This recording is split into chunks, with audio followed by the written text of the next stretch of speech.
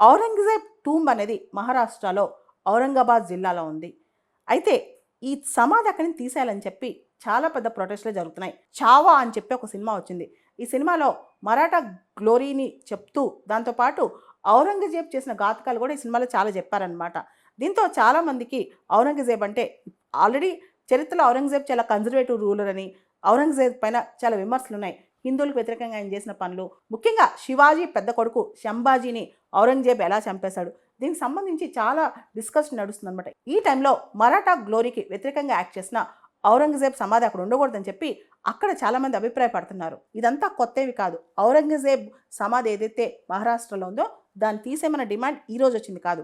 ఔరంగజేబ్ చాలా conservative Islamic ruler. ఈయన జిజియా ట్యాక్స్ని కూడా రీఇంట్రడ్యూస్ చేస్తారు. హిందూస్ మీద విపరీతమైన పన్నులు వేస్తారు.